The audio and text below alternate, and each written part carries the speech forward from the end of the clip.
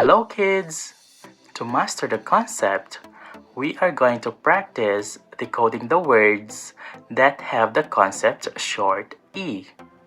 To decode the word, identify the concept, say the sound, go back to the beginning and sound out the letters, and say the word. For example, in this word, the concept is E. The sound is E. Sound out the letters E, D, and say the word red. Now, it's your turn to decode the word.